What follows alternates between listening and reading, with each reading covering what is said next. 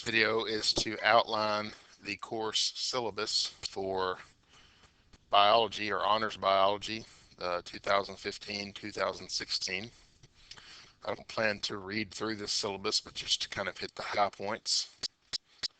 One of the things that you'll see here after this opening paragraph is that this classroom is a flipped classroom, and students will be required to watch videos of me lecturing. It's videos of me actually recording PowerPoint slides and drawing pictures and doing different things to help them to understand the material. And these videos can be found on youtube.com simply by searching Chipman Biology, and then you'll see a picture of me and you follow the link. And the students will be required to watch these videos when they are assigned in order to get the information for the class. This is going to take the place of a traditional lecture, which I have done in years past. I feel like this flipped classroom method will allow students to interact with the material as often as they want to, as well as help them go at their own pace. We will be spending quite a bit of time in class, in labs and doing activities, and during that time it is my hope that instead of being up front lecturing and only reaching a portion of students, that I'll be able to walk around the classroom and interact with the students concerning the video that they just watched the previous night while they're doing their labs. And so I hope that this will be a much more conducive design to me interacting with every student every day. You see the major units that we cover there. Those are the actual unit titles. We go from basics of science, scientific method, that sort of thing. Biochemistry, that's the second unit of the year. That'll prove to be one of the more difficult units of the year. Cells, and then we basically walk from bacteria all the way through plants, and then have a couple of units on animals, and that is the first semester. The second semester is comprised of genetics, which is also a difficult unit, then evolution, and then ecology, and then we will end the year with a couple of weeks of review for our end of course exam, which I'll explain shortly. The materials that are needed for class, I have a textbook listed here because I need to list a textbook. However, the textbooks for my class will be mostly reference materials. Some students need a textbook, and I totally get that, and so textbooks will be available for them. However, because of the videos that I've made, the textbook, I won't use it in class at all. And so the students can use that simply as a reference material. There may be a couple of times where I'll ask them to bring them in, maybe to look at a table or something, but for the most part we won't use those. I recommend a 1-inch 3-ring binder with graph paper. Don't go out and buy 500 sheets of graph paper. 50 or so will be fine. It's just to draw graphs for, pretty much every lab that we do in this class, they'll be required to give me a graph. Paper and section dividers so they can split up the units in their notes. It's just a really good practice at this point in their lives to begin organizing their things, so that when and if they go to college, that will already be part of what they do. Pen and pencil, absolute requirement. As the year goes on, students just refuse to bring pencils to class, and I don't provide them, and so they will need to have that in order to do their work.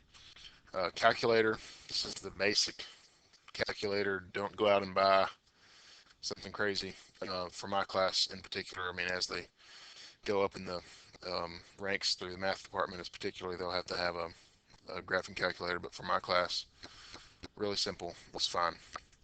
And then optional, but highly recommended, is a device that connects to the internet. Some sort of device, be it cell phone, tablet, whatever, something that connects to the internet so that they can watch the videos on that. As far as my classroom policy on that, as we move into classroom policies, they are growing up, and so I don't plan to police every single interaction with every single electronic device in this class, or I would never teach my subject. And so I'm going to allow them to make mature decisions concerning those devices. We will use them a lot in this class, and so it will be difficult for me to just outlaw them altogether. However, I trust that the students will make decisions because you can't miss a lot of the material in here, particularly as we are doing labs and as we are doing activities that correspond with the material. Other classroom policies, expect them to arrive on time every day. Kind of goes without saying. They're to act responsibly. I like an ordered classroom. I am fairly laid back in the way that I do things. However, I do like order, especially for those students who, and you may have one of these students that isn't a very assertive child, isn't a very outspoken child, just wants to come to class, get their work done, and do well. And those students tend to be drowned out by all the loudness and crazy. And so I keep an ordered classroom in order to facilitate all types of students and all types of learning, um, and just for my own sanity as well. Failure to do this will be viewed as insubordination, and the school has very strict procedures against insubordination. They do not view it idly. Cheating. Cheating is receiving any unfair advantage on an assessment or any assignment, and I get to decide what that is. If it's not, I mean, when a student is cheating, they know they are, and so there's no secrets or there's no hard decisions to be made. If they're sitting there on their phone during a test, which I normally take tests our phones up before exams, I always do. But students are sneaky in my time here, and if they are receiving help, it will be dealt with swiftly and firmly. A 0 on a test almost ensures an inability to score an A for the 9 weeks, if they're lucky, and or could be even low as a C. And the only types of students I've had cheat in the past are my honor students. So uh, this is just an upfront. I will not tolerate it at all. I will refer them. I will give them an academic referral, um, and they will not receive any sort of reference from me for the rest of their time here as it for college or clubs or any kind of thing like that if they cheat on anything in my classroom. Missing and makeup work. Work has to be done on time. On time means when I ask for it, it's turned in right then, not 10 minutes later, not 2 days later, whatever. All late work is penalized 25%. All missing work will score 0. If they miss school, they have 3 days to make up that work, including tests. I will not fine them if they're missing a test. After 3 days, I will give them a 0, and they will have to come find me in order to retake that. I will not chase them down. I have almost 150 students this year. I'm not going to pursue them out into the hall for their work. Um, they have 7 teachers. They can keep up with that much easier than I can keep up with every student that I have in all of their missing work. So it is their responsibility 100%, and all missing work will be scored a 0. At the end of each unit, when we take the unit exam, that day will mark the last day I will accept any work from that particular unit. I will no longer accept it, obviously outside of the actual unit exam. Some of the assessments that I give, I will allow students to retake.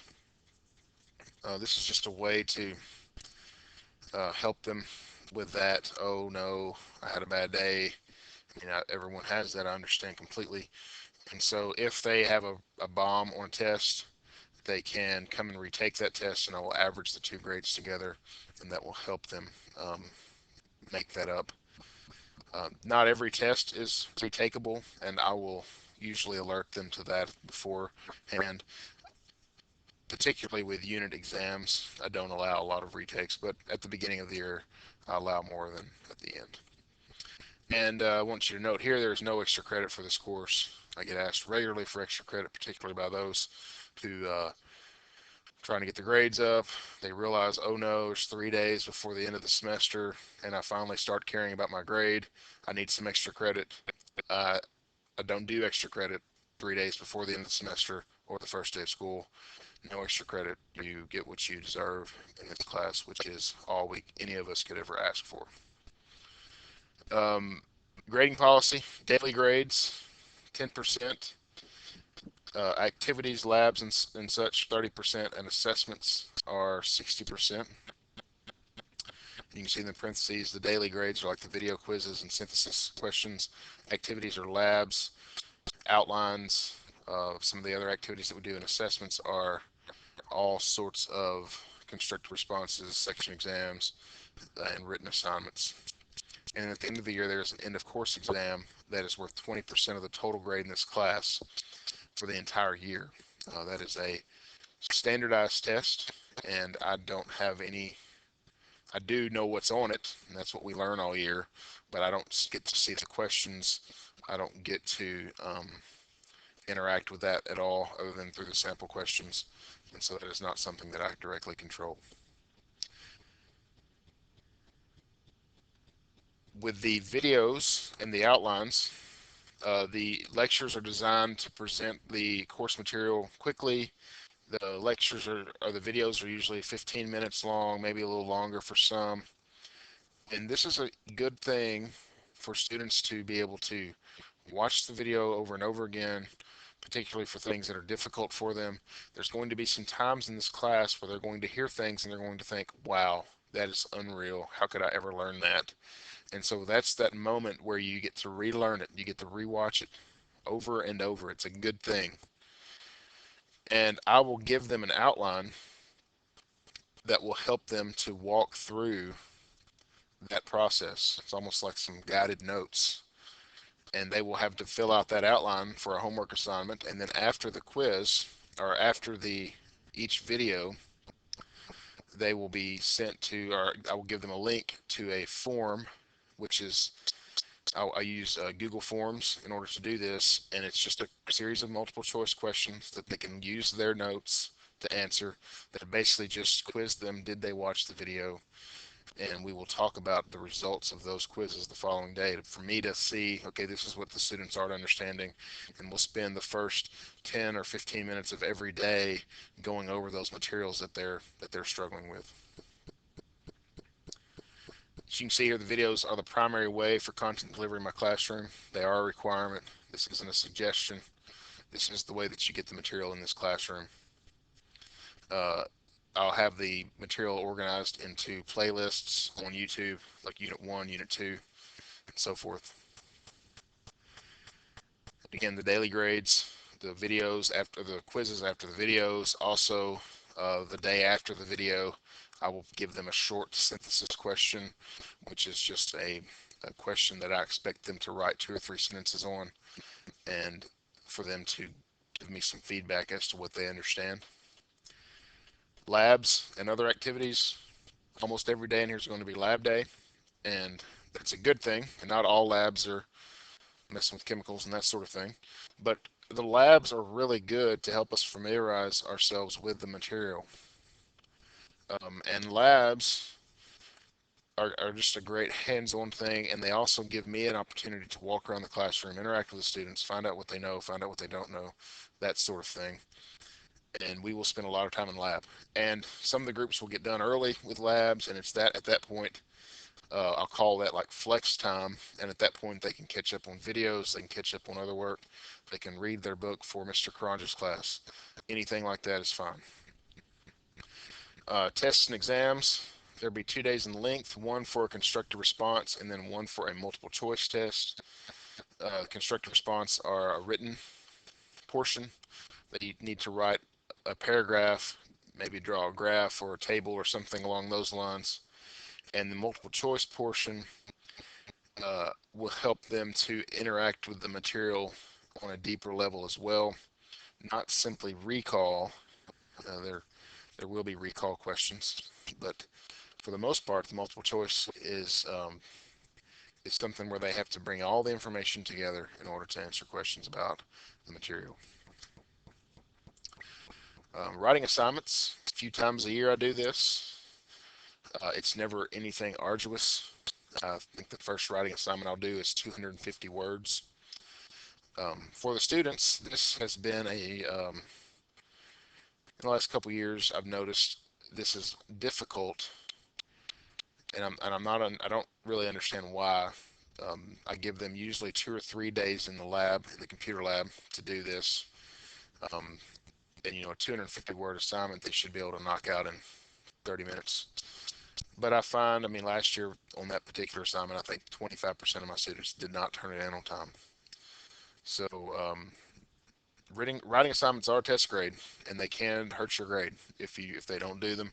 And so I will strongly press that with them, and let me encourage you to do that as well. And again, I explained the multiple choice or the end of course exam. That is a state given test. It is both multiple choice and constructive response, and is worth 20% of their grade. There's the signature information. Your students should be bringing you home one of these syllabi. Please read them again. Please email me if you have questions. That is the best way to get a hold of me. My email address is here at the very top of this page. You can see that there. If you need to call, you can call up the school and we can schedule a time to meet together. I'd love to meet face to face with you as well. Sign that, and this will actually serve as the student's first assignment in my class. If they bring this back signed, I will give them a 10 out of 10, and they'll begin the year with 100. And of course, if they don't bring back this back signed, it is missing, and it will be a 0.